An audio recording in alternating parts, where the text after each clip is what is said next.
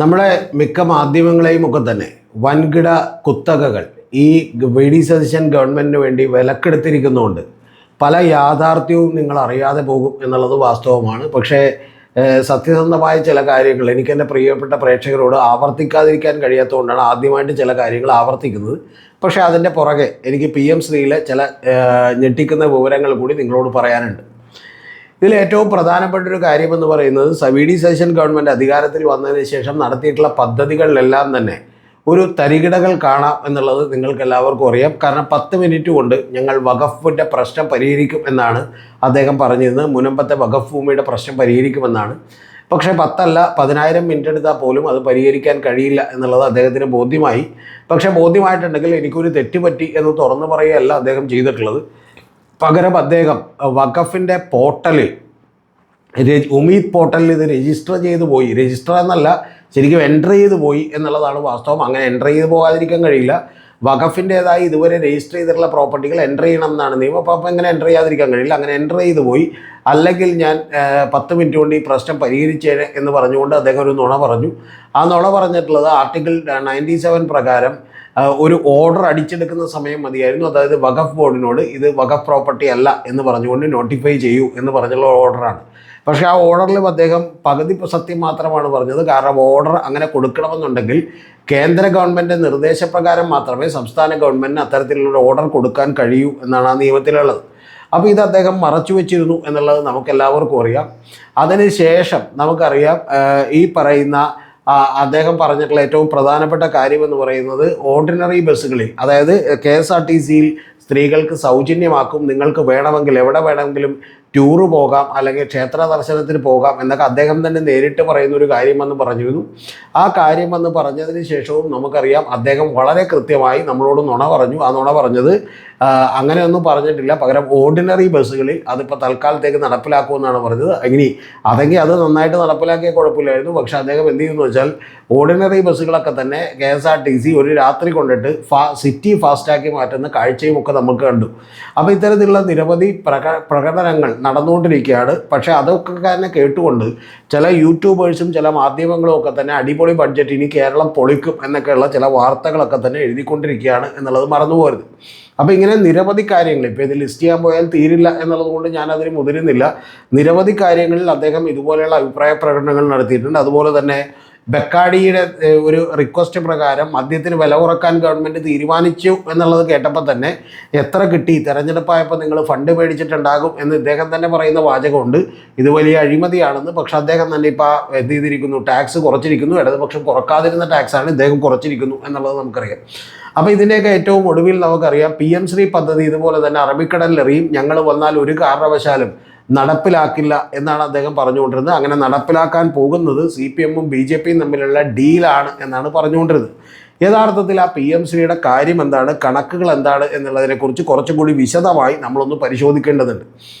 PM ശ്രീയിലെ number of schools എന്ന് പറയുന്നത് കേരളത്തിൽ, ഇപ്പോൾ നിങ്ങൾ അതിൻ്റെ PM ശ്രീയുടെ വെബ്സൈറ്റിൽ പോയി നോക്കിയാൽ കേരളത്തിലെ സ്കൂളുകൾ കാണാം. ആ കേരളത്തിലെ സ്കൂളുകളിൽ 47 എണ്ണത്തിൽ PM ശ്രീ നടപ്പിലാക്കുന്നുണ്ട്. ഇതെടുത്തു വെച്ചുകൊണ്ടും നിരവധി ആളുകൾ പ്രചരിപ്പിക്കുകയാണ് PM ശ്രീ ഉടനെ തന്നെ നടപ്പിലാക്കി കഴിഞ്ഞു, അതിൻ്റെ പണവും മേടിച്ച് കഴിഞ്ഞു എന്നുള്ളതാണ് പറയുന്നത്.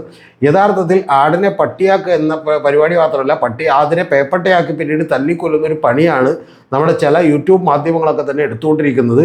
അതിൽ ഏറ്റവും പ്രധാനപ്പെട്ട കാര്യം ശരിയാണ്, PM ശ്രീ നടപ്പിലാക്കുന്ന 47 സ്കൂളുകൾ കേരളത്തിലുണ്ട് എന്നുള്ളത് വാസ്തവമാണ്. പക്ഷേ അതെടുത്ത് വെച്ചുകൊണ്ട് ഈ പ്രചരണം നടത്തുമ്പോൾ നിങ്ങൾ ആടിനെ പട്ടിയാക്കുന്ന പണിയാണ് ചെയ്യുന്നത്. യഥാർത്ഥത്തിൽ അതിൽ 33 എണ്ണം KV ആണ്, കേന്ദ്ര വിദ്യാലയമാണ്. അതുപോലെ നവോദയാണ് 14 എണ്ണം ഉള്ളത് എന്നുള്ളത് നിങ്ങൾ മറന്നുപോകരുത്. എന്ന് പറഞ്ഞാൽ ഒരു സ്കൂൾ പോലും കേരള ഗവൺമെൻറ് കീഴിലുള്ള സ്കൂൾസ് ഒന്നും അതിനകത്ത് ഒരെണ്ണം പോലും ഇതേവരെ ലിസ്റ്റ് ചെയ്തിട്ടില്ല. ഇത് ലിസ്റ്റ് ചെയ്തിട്ടില്ല എന്നുള്ളത് മാത്രമല്ല, യഥാർത്ഥത്തിൽ സർവശിക്ഷ അഭിയാൻ പ്രീ പ്രൈമറി മുതൽ ഹയർ സെക്കൻഡറി സ്കൂൾ വരെ നടപ്പിലാക്കുന്ന സർവശിക്ഷ അഭിയാനടക്കമുള്ള സർവശിക്ഷ അഭിയാനടക്കമുള്ള പണമാണ് അവർ യഥാർത്ഥത്തിൽ 43 കോടിയായിട്ട് 92.41 കോടി രൂപയായിട്ട് നൽകിയിട്ടുള്ളത്. അതും സുപ്രീം കോടതിയിൽ പോയതിന് ശേഷമാണ് നൽകിയിട്ടുള്ളത്. ആ നൽകിയിട്ടുള്ളത് 92.41 കോടി രൂപ ഇവർ മേടിച്ചു പോയി എന്ന് പറയുന്ന പച്ചക്കള്ളമാണ് വി.ഡി. സതീശൻ കഴിഞ്ഞ പത്രസമ്മേളനത്തിൽ നിന്ന് പറഞ്ഞുകൊണ്ടിരുന്നത്. പക്ഷെ ഒരാൾ പോലും ഇതിൻ്റെ തുടർച്ചയുമായി ബന്ധപ്പെട്ട് ഒരു ചോദ്യവും ചോദിച്ചില്ല എന്നുള്ളതാണ് ഏറ്റവും പ്രധാനപ്പെട്ട കാര്യം. ഇനി ഇത് കൂടാതെ അദ്ദേഹം പറഞ്ഞ മറ്റൊരു പ്രധാനപ്പെട്ട കാര്യം എന്ന് പറയുന്നത് ഇത് റദ്ദാക്കി എന്ന് പറഞ്ഞുകൊണ്ടൊരു കത്തില്ല എന്നാണ് അദ്ദേഹം പറഞ്ഞത്. കേരളം കേന്ദ്രത്തിന് കത്തെഴുതിയിട്ടുള്ളതാണ്. കേരളം കേന്ദ്രത്തിന്, ഞാനിപ്പോൾ ഡേറ്റ് ഒന്നും ഇനി പറയേണ്ട ആവശ്യമില്ല, എൻ വാസുകി കൃത്യമായി കത്തെഴുതിയിട്ടുണ്ട്. ആ കത്തെഴുതിയിട്ടുള്ളത് ഇത് കെപ്റ്റ് അബയൻസ് എന്ന് പറഞ്ഞുകൊണ്ടാണ്. എന്ന് പറഞ്ഞാൽ താൽക്കാലികമായി ഞങ്ങൾ നിർത്തിവെക്കുന്നു എന്നുള്ളതാണ്, അല്ലെങ്കിൽ ഞങ്ങൾക്ക് അതിൽ അനിശ്ചിതത്വമുണ്ട്, തുടരാൻ കഴിയുമോ എന്ന് അറിയില്ല എന്ന് പറഞ്ഞുകൊണ്ട് തന്നെയാണ് ആ കത്തെഴുതിയിട്ടുള്ളത്. അതിന് നിരവധി അർത്ഥങ്ങൾ വായിച്ചെടുക്കാം. പക്ഷേ ഏറ്റവും പ്രധാനപ്പെട്ട കാര്യം എന്താണെങ്കിലും ഇപ്പോൾ നടപ്പിലാക്കുന്നില്ല എന്നുള്ളതാണ്. അത് തുടർന്നു കൊണ്ടുപോയിരുന്നെങ്കിൽ പോലും യാതൊരു കുഴപ്പമില്ലായിരുന്നു എന്നുള്ളതാണ്. ഇതെല്ലാറ്റിനും കൂടാതെ ഏറ്റവും ഒടുവിലത്തെ കാര്യം എന്ന് പറയുന്നത് കേന്ദ്ര ഗവൺമെൻറ്റിൽ നിന്നും അതിൻ്റെ വകുപ്പ് സെക്രട്ടറി തന്നെ നിങ്ങളിപ്പോൾ ഇങ്ങനെ കെപ്റ്റ് അബയൻസ് ആണെന്ന് പറഞ്ഞിട്ടുണ്ടല്ലോ, നിങ്ങളിത് തുടരുന്നില്ല എന്ന് പറഞ്ഞിട്ടുണ്ടല്ലോ, അപ്പോൾ തുടരുന്നുണ്ടോ ഇല്ലയോ എന്ന് ചോദിച്ചുകൊണ്ട് വീണ്ടും കേരളത്തിന് കത്തെഴുതിയിട്ടുണ്ട് എന്നുള്ളതാണ് ഏറ്റവും പ്രധാനപ്പെട്ട കാര്യം. കൂടാതെ സുപ്രീം കോടതിയിൽ കൊടുത്തിട്ടുള്ള അഫിഡവിറ്റിലും ഇത് കേരളം തുടരുന്നുണ്ടോ ഇല്ലയോ എന്ന് നമുക്കറിയില്ല, ചിലപ്പോൾ തുടർന്നേക്കാം എന്ന് പറഞ്ഞുകൊണ്ടാണ് കേന്ദ്ര ഗവൺമെൻറ് കൊടുത്തിട്ടുള്ളത്. അപ്പോൾ ഇത്തരം വാസ്തവങ്ങളും വസ്തുതകളും ഒക്കെ തന്നെ മുൻപിൽ നിൽക്കെ പോലും കണ്ണടച്ച് ഇരുട്ടാക്കിക്കൊണ്ട് അവനവന് ഇരുട്ടാവും, പക്ഷെ കണ്ണ് തുറന്നിരിക്കുന്ന ബാക്കിയുള്ളവർക്കൊന്നും ഇരുട്ടാവില്ലല്ലോ, അവരെയൊക്കെ തന്നെ ഇരുട്ടാണ് എന്ന് പറഞ്ഞു പഠിപ്പിക്കാനുള്ള ഒരു പുതിയ തന്ത്രമാണ് നടക്കുന്നത്. കൂടാതെ ഇതിനെല്ലാത്തിനും തന്നെ ഒരു വലിയ രീതിയിൽ പ്രചരണം കൊടുത്തുകൊണ്ട് സത്യം ജനങ്ങളിലേക്ക് എത്താതിരിക്കാനുള്ള ഒരു ഗീബൽസിയൻ സ്ട്രാറ്റജി കൂടി യഥാർത്ഥത്തിൽ വി ഡി സതീശൻ നടപ്പിലാക്കുന്നു. ഇതിന് നമ്മുടെ മാധ്യമങ്ങളൊക്കെ തന്നെ കുടപിടിക്കുന്നു, കൂട്ടുനിൽക്കുന്നു എന്നുള്ളതാണ് ഏറ്റവും പ്രധാനപ്പെട്ട കാര്യം. കാരണം മാധ്യമങ്ങളുടെ വാർത്താ സമ്മേളനങ്ങളിലൊന്നും തന്നെ യഥാർത്ഥത്തിൽ ഷാർപ്പായ പ്രിസൈസായ കൃത്യമായിട്ടുള്ള ഒരു ചോദ്യവും ഉണ്ടാകാത്തത് പോലും എന്തുകൊണ്ടാണ് എന്നുള്ളത് എന്നെ ഭയപ്പെടുത്തുന്നു. യഥാർത്ഥത്തിൽ ഇത്തരത്തിൽ ഈ പറയുന്ന ചോദ്യം ഉണ്ടാകുന്നില്ല എന്ന് മാത്രമല്ല, വി ഡി സതീശൻ നടത്തിയിട്ടുള്ള ഒരു യാത്ര നമുക്കെല്ലാം അറിയാം. മംഗലാപുരത്തേക്ക് നടത്തിയിട്ടുള്ള യാത്ര, ഒരു നേതാവും ഇതുപോലെ ചാർട്ടേഡ് ഫ്ലൈറ്റ് അങ്ങനെ മംഗലാപുരത്ത് പോയിട്ടില്ലാത്ത തരത്തിലുള്ള ഒരു യാത്ര. ആ യാത്രയിൽ റജികുമാർ എന്ന് പറയുന്ന ഒരു സ്വർണ്ണ കൊള്ളയുമായി ബന്ധപ്പെട്ട് ചോദ്യം ചെയ്തൊരു പ്രതി ഉണ്ടായിരുന്നു എന്ന് പറയുന്ന ഒരു കാര്യം അദ്ദേഹത്തിൻ്റെ കോ പാസഞ്ചറായി. കൂടാതെ അദ്ദേഹം അവിടെ എത്തി അദാനി ഗ്രൂപ്പിൻ്റെ എക്സിക്യൂട്ടീവ് ഡയറക്ടറും അതുപോലെ പ്രസിഡന്റും കർണാടക പ്രസിഡന്റുമായിട്ടുള്ള ആളെ കണ്ടു എന്ന് പറയുന്ന വാർത്തയടക്കമുള്ള നിരവധി കാര്യങ്ങൾ പിണറായി വിജയനാണ് ചെയ്തിരുന്നതെങ്കിൽ ഈ കേരളത്തിൽ എന്തൊക്കെ പുകിലുണ്ടായനെ, കോലാഹലം ഉണ്ടായനെ എന്ന് കൂടി ആലോചിക്കണം. പക്ഷെ ഇത്രയൊക്കെ നുണ പറഞ്ഞിട്ടും ഇത്രയൊക്കെ കാര്യങ്ങളുണ്ടായിട്ടും അതിനെക്കുറിച്ചൊരു ചോദ്യവും പോലും വരുന്നില്ല എന്നുള്ളത് എന്നെ അമ്പരപ്പിക്കുന്ന ഒരു കാര്യമാണ്. പ്രേക്ഷകർ നിങ്ങളുടെ അഭിപ്രായങ്ങൾ കൂടി ഇതിൻ്റെ താഴെ ഒന്ന് കമൻറ്റ് ചെയ്യണം പ്ലീസ്. നമ്മുടെ ചാനലിനെ പിന്തുണക്കാൻ താല്പര്യമുള്ളവർക്ക് വേണ്ടിയിട്ട് നമ്മൾ 2 ഓപ്ഷൻസ് ഉണ്ട് ഇതിനകത്ത്. ഒന്ന്, നമ്മുടെ ഇതിനകത്ത് വന്ന് നിങ്ങൾക്ക് മെമ്പർഷിപ്പ് എടുക്കാം. രണ്ടാമത്തത്, മെമ്പർഷിപ്പ് നിങ്ങൾക്ക് ഏത് എമൗണ്ടിനടച്ച് മെമ്പർഷിപ്പ് എടുക്കാവുന്നതാണ്. കൂടാതെ നിങ്ങൾക്ക് നമ്മുടെ ബാങ്ക് അക്കൗണ്ട് നമ്പറും അതുപോലെ ഗൂഗിൾ പേ നമ്പർ അക്കൗണ്ട് കൂടി കൊടുത്തിട്ടുണ്ട്. ഫിനാൻഷ്യലി സപ്പോർട്ട് ചെയ്യാൻ കഴിയാവുന്നവർക്ക് അത് ചെയ്യാം. നിർബന്ധമൊന്നുമില്ല, നിങ്ങൾ വീഡിയോകൾ കണ്ടുകൊണ്ട് നമ്മളെ സപ്പോർട്ട് ചെയ്താലും മതി.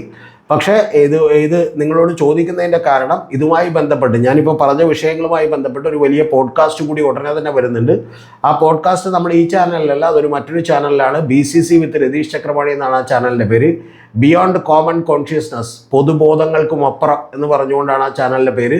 രതീഷ് ചക്രപാണിയോടൊപ്പം എന്ന് പറഞ്ഞുകൊണ്ടാണ്. ആ ചാനലിൽ ഇതുപോലെ തന്നെ നിങ്ങളെ ഞെട്ടിക്കുന്ന, നിങ്ങൾ മറ്റു മാധ്യമങ്ങളൊന്നും റിപ്പോർട്ട് ചെയ്യാത്ത നിരവധി വിവരങ്ങൾ ഇതുപോലെ തന്നെ ആ പോഡ്കാസ്റ്റിൽ വിടുന്നുണ്ടാവും. പക്ഷെ അതൊക്കെ കുറച്ചുകൂടി എക്സ്പെൻസീവ് ആയിട്ടുള്ള കാര്യങ്ങളാണ്. അതുകൊണ്ടാണ് നിങ്ങളുടെയൊക്കെ സപ്പോർട്ട് ആവശ്യമായി വരുന്നത്. ചെയ്യാൻ കഴിയുന്നവർ നമ്മളെ സപ്പോർട്ട് ചെയ്യുക.